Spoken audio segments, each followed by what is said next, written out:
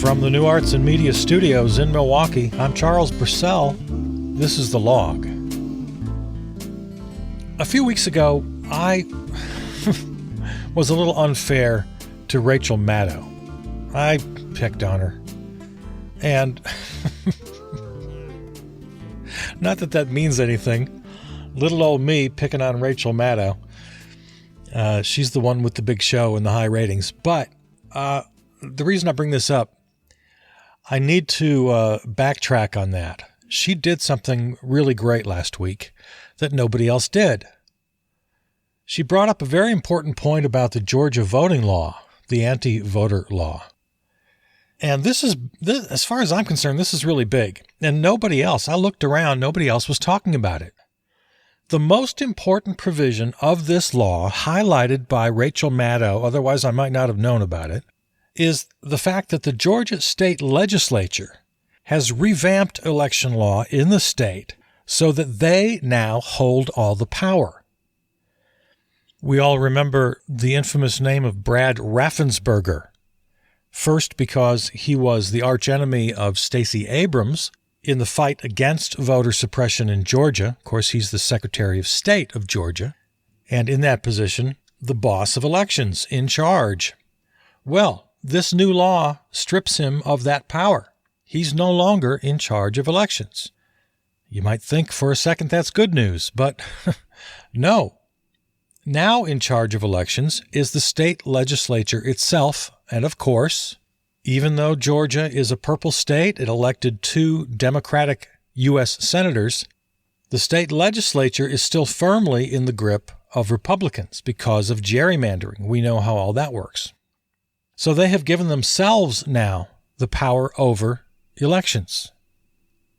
So here's the bottom line. Remember when the Orange Menace had the infamous recorded phone call with Brad Raffensperger, asking him to find the votes he needed, to do a recount, to throw out some votes and find others, and Lindsey Graham was making the similar phone calls. And everybody was pressuring Georgia to rejigger the count. And Brad Raffensperger said, I'm sorry, we can't do that. It's against state law. What you're asking me to do is impossible. Well, what they just passed in Georgia now makes that possible. The very thing, the exact thing that the Orange Menace was asking for, which couldn't be done because it was illegal, is now legal. It's now law in Georgia. The Republicans in the state legislature can take it upon themselves to overrule, to supersede any county election boards they so choose. If they don't like the results, they can just oust the local board, they can insert their own people, and they can get the results they want. If this law had been in place when the Orange Menace made his infamous phone call, he would have indeed had his wishes granted. As the law currently stands, if that had been the case a couple of months ago, they could have simply removed the Fulton County Election Board, appointed their own people. They could have easily manufactured the votes.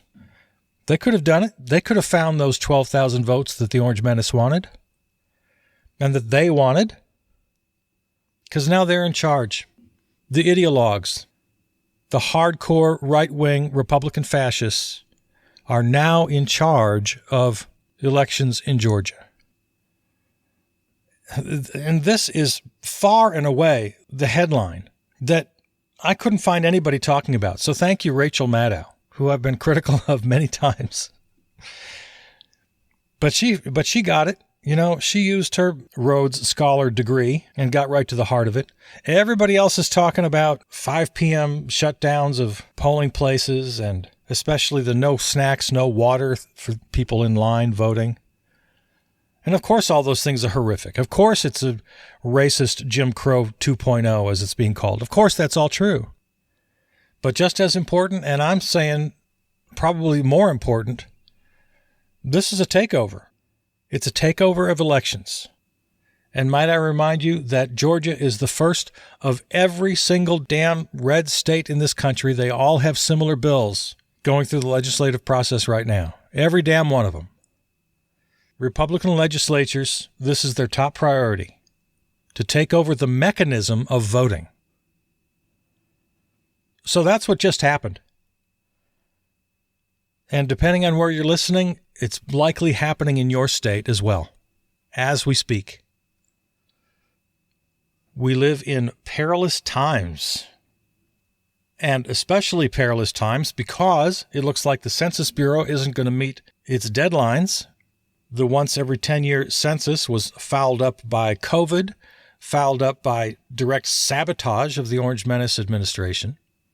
And they're on a very tight deadline here to complete their work so redistricting can happen. That's one of the primary purposes of the census. And so any hope of having fair redistricting, any hope of combating gerrymandering is now in a tighter window. We got 2022 right around the corner, and we are rapidly running out of time to fix one of the greatest problems facing this country. And that's the drawing of district maps and the blatant partisan gerrymandering that keeps Republicans, the minority party, voter-wise, in power. I forget the exact numbers, but we've talked about them here on the program before. You've heard them. I think it's 41 million more Americans represented by Democrats than Republicans, but because of gerrymandering and because of the makeup of the Senate and all of that, Republicans wind up either in the majority or, as the case is right now, minority, but by just a razor-thin margin. So we are hanging from a cliff by our fingertips, and the Republicans are one by one hammering our fingers. We need a miracle at this point. We're not yet falling down into the canyon, but we're damn close. Well, let's see, what else here? Mondays are always a time to catch up on news from late last week and over the weekend. I didn't ask you how your weekend was. I was going to tell you how my weekend was, but I don't really remember. It must have been kind of uneventful. Let me think. I don't even know. Yeah, can't tell you. Let's see. Well, there's this. A couple of articles on policing caught my eye. This one, very familiar. I've seen stories like this before. Private Facebook group for cops full of racist and transphobic posts revealed. A private Facebook group for Pennsylvania police officers and elected officials has been revealed to be a hotbed of transphobic and racist content.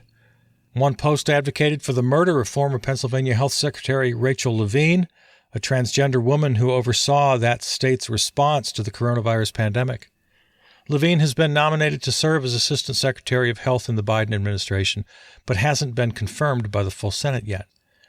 Dozens of posts demeaned Levine, calling her names like it or freak, with one now retired officer posting, "Someone needs to shoot this thing." Other posts defended police brutality, mocked racial justice protesters, and used plainly racist language. Several of the officers who have posted the content have been the subject of complaints or previous investigations of unnecessary violence or racial profiling. So there you go, just the latest. Do a little internet search. You're going to find a dozen stories like this, 100 of them. How anyone can deny the deep-rooted racism and anti-LGBTQ sentiment in police forces across the country, there's just no denying it. It's there for everyone to see. You can refute it with anecdotal stories about good cops. Sure you can. You can always find a good cop. You can find lots of good cops. But that does nothing to dispel the fact, the absolute truth, that in great numbers and systemically, this kind of racism and bigotry is the rule rather than the exception in police forces across the country. We've seen the numbers on the January 6th invasion. We see crossover between hate groups, Proud Boys, KKK, others, crossover between them and police precincts. So just one more bit of evidence, just one more page for that file. And it's incumbent upon us to take note, to loudly proclaim, to shout this kind of evidence when we find it so clearly. Because we're fighting this weird kind of a PR battle of perception.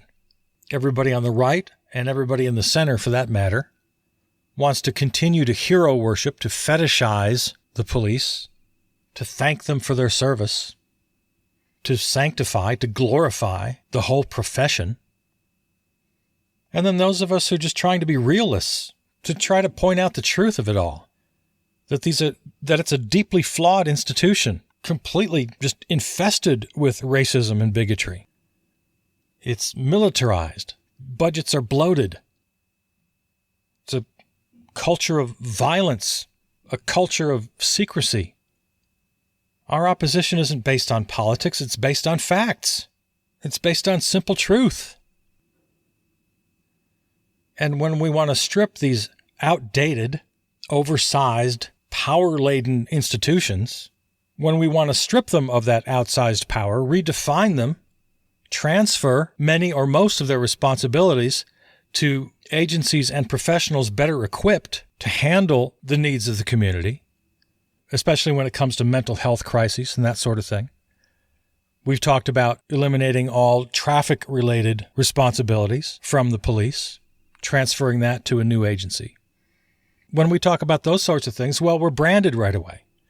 It becomes this big political, ideological battle, and even a cultural battle. No. We're the ones being practical. We're the ones being realists.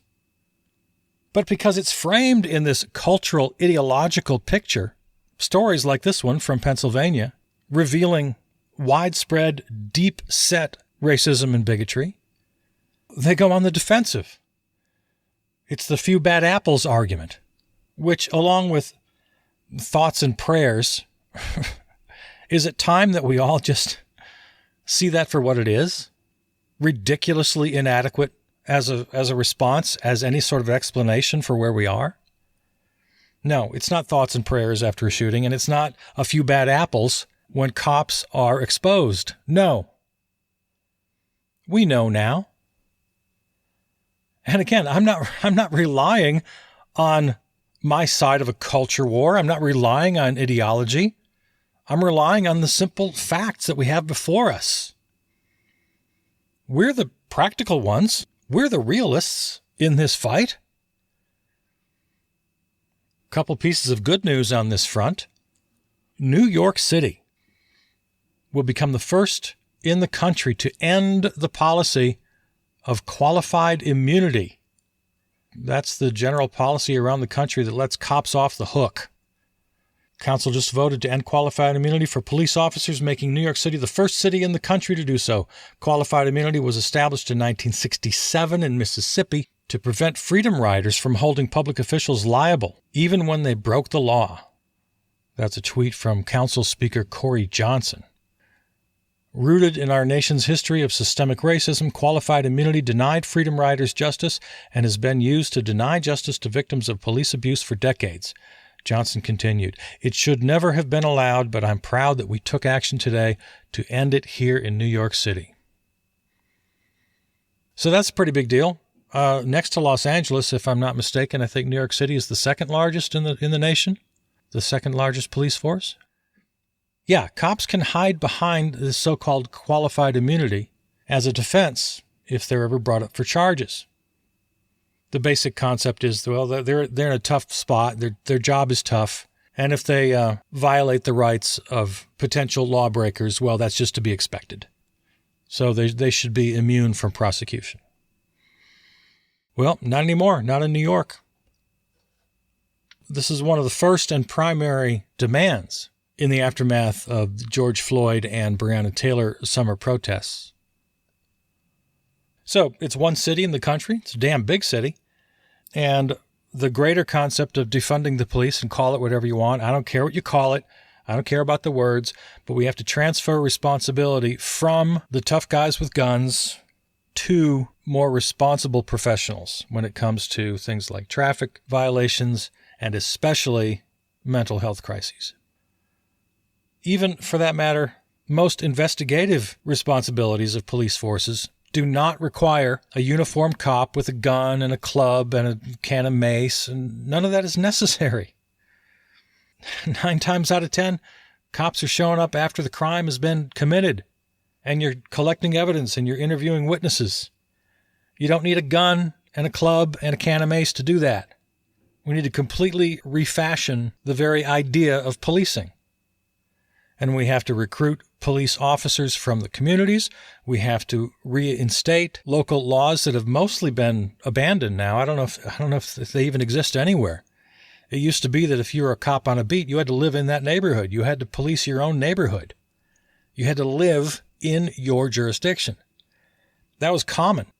I'm not sure it exists anywhere anymore. I'd have to look that up. My volunteer researchers out there, let me know. But those laws have to be reinstated, those local laws. You're going to walk a beat, you're going to walk your own neighborhood. You live there. Make all the difference in the world. Here's another cop-related story that just makes me so happy. Check this one out.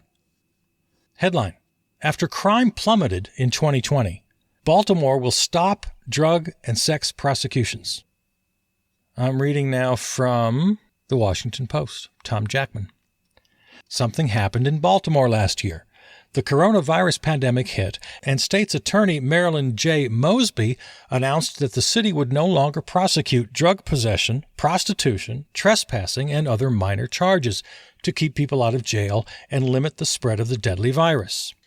And then crime went down in Baltimore. A lot. While violent crime and homicides skyrocketed in most other big American cities last year, violent crime in Baltimore dropped 20% from last March to this month. Property crime decreased 36%, and there were 13 fewer homicides compared with the previous year.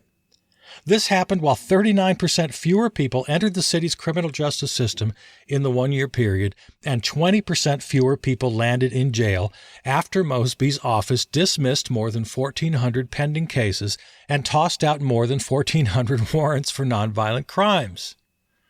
So on Friday, Mosby made her temporary steps permanent. She announced Baltimore City will continue to decline prosecution of all drug possession, prostitution, minor traffic, and misdemeanor cases, and will partner with a local behavioral health service to aggressively reach out to drug users, sex workers, and people in psychiatric crisis to direct them into treatment rather than the back of a patrol car. There you go. Baltimore, Maryland. How great is that? And time for a little I told you so. There are people in this country with a little bit of an anarchist bent. And again, I'm going to start using that word more often because you need to hear the word anarchy and you need to hear the word anarchist in a positive light. It simply means we don't need the heavy hand of policing, of government. Now, don't confuse that with the Ayn Randian libertarian Rand Pauls of the world. No. This brand of anarchism I'm talking about is very heavy on democracy, and it's very heavy on social services, just like described here in this article. Local behavioral health services aggressively reaching out to those in need, to those small offenders. As soon as you get a cop with a gun and a car and jail time and bail bondsmen and all of, as soon as all of this comes into play, we got a heavy-handed, top-heavy, bloated bureaucracy that is defined by coercion and violence rather than service. So, yeah, I'm going to start using the words anarchy and anarchism more often because we just can't continue to think we know what they mean, because we don't. Most of us think no law, no order, just a free-for-all, everybody throwing rocks and... No, concepts of anarchy, of mutual aid, of service, of democracy, they all go hand in hand. And they are the antithesis of a coercive government that relies on power, that relies on the violence of the police state. So this is a beautiful story out of Baltimore. And 3 cheers for State's Attorney Marilyn J. Mosby for getting this one right. This needs to be replicated nationally in every city, state, and county. Congress can step in. Congress can't control every minutia of local law enforcement, no, but they've got an awful lot of power in influencing. You know, the way they do. They can provide funding, provide grants for particular projects. They do it all the time. Joe Biden has been roundly criticized for his role in the crime bill when he was a senator, and all the cops it put on the streets and all the militarization of police forces. In the 2020 campaign, he pretty much apologized for his role. In hindsight, he saw the problems. So the feds have something to say. They always do. So there you go. Couple of cop stories for you. Speaking of the feds, you know how I always talk about how there's no left in America, at least none represented anywhere in the media or in the halls of Congress. Well, we're getting there. Reading now from truthout.org. Democratic Representatives Rashida Tlaib and Pramila Jayapal last week introduced legislation that would provide everyone in the U.S. with a $2,000 monthly payment during the coronavirus crisis and $1,000 per month for a year after the emergency ends in an effort to guarantee sustained relief for millions struggling to afford food, rent, and other basic expenses amid the pandemic. In the last year of this global pandemic, we have seen corporations and CEOs reap the benefits of payouts and soaring profits while everyday workers, low-income people, and families across the country have been left to scrape by without any recurring, aggressive, and inclusive financial assistance from our federal government. Folks need far more aid. That's a quote from Rashida Tlaib. So, I don't know how much chance this has of passage, probably none. But the very fact that representatives in your Congress, in your House of Representatives, have introduced such a bill is a great step forward. The fact that you've got a couple people in Congress who would even dare to write up such a bill is progress.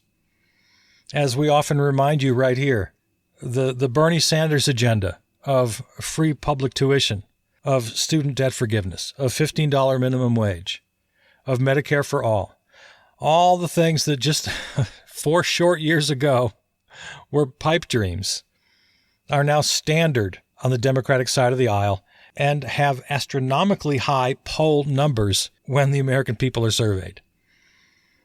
So that's the good news. Yep, $2,000 a month and then $1,000 a month for at least a year. There's also this strategy that we've seen before where Congress will write a law with the idea of making it permanent when it runs out. Now, the Republicans like to do this with tax cuts. And every Republican president, when they have a Republican Congress, they do the same thing. Ronald Reagan did it. W did it. Everybody does it. A big old tax cut. And then when it expires at the end of 2 years, then the big fight is to make it permanent. And I guess this is the idea, the political idea, that once you've given the public something for a couple of years, they're not going to want to give it back. So it's kind of a smart strategy. If you look at the big COVID relief law that just passed, it's chock full of things like that. Certain benefits and programs that are legislated for a particular amount of time. And in this case, many of them set to expire just before the 22 midterms. So whether this was intentional or just a happy coincidence, Republicans and Democrats are going to be out on the campaign trail debating whether or not to make these permanent or to let them expire. Well, you're getting such and such a benefit. You're getting increased unemployment, or you're getting some sort of grants or interest-free loans for your business or whatever it is, set to run out just before election, very conveniently. And the Democrats can go out and say, you want to keep these kind of benefits? You think these are good programs? Well, let's make them permanent. Oh, by the way, you have to reelect me to make them permanent. I'm fine with that. A little gamesmanship is okay with me. And you know my mantra, good policy is good politics. Why not? Good policy is good politics. So, two genuine progressives, Rashida Tlaib and Pramila Jayapal, again, introduced legislation would provide everyone in the U.S. with $2,000 monthly during the coronavirus crisis. I'm not sure how they define when that ends, but at some point it does, and then $1,000 per month for every American for 1 year after that. And when that runs out, I'm quite sure there would be some who'd say, let's make this permanent. Now let's have serious talk about a UBI. And there again, just like Bernie's agenda, that $1,000 a month or $2,000 a month UBI, mark my words, it will be a legitimate position up for legitimate debate. At some point, it will be the declared position of a major party. At some point, very soon, it will be in the 70, 80, 90 percentile of public approval. I guarantee it. The UBI is coming. And once we reach that point of consensus, everyone will understand that, and in today's atmosphere, this is going to sound crazy, but it won't in a couple years, I guarantee. And that is that work should be separated from money. Yes, I said it. Yes, I said it. I think almost everyone agrees that healthcare should be removed from the workplace. Your job should not define your healthcare. I think we've reached the turning point on that one. We've reached consensus. I'm taking it a step further. Work and money should really have mostly nothing to do with each other. Everyone should have the money they need because everyone deserves decent housing and clothing and food and healthcare and education. Everyone deserves a basic, healthy life with opportunities for advancement, for education, for a little rest and relaxation. These are all just basic human rights. And the fact that all of these basic human rights are tied to your particular job actually makes no sense. Any more than having your right to health care tied to your job. And again, most of us agree on that now, right now, today. Well, if you agree that that particular human right shouldn't be tied to your job, it stands to reason that your right to eat shouldn't depend on that job. Your right to an education, your right to housing. I honestly believe everyone will come around to this sooner rather than later. And then the logical step is that really money and work shouldn't really have anything to do with each other. You should work because it's what we do, because we're all responsible adults and we know that it requires work to provide the things we need. It'll happen. It sounds crazy today, but it won't. I guarantee you. Unless you're 90 years old, it's going to happen in your lifetime. Mark my words. All right, well, shall we call it a day? Let me look at the clock. Oh, yeah, I guess we should. All right, there it is. I love you. Talk to you tomorrow. I'm Charles Purcell.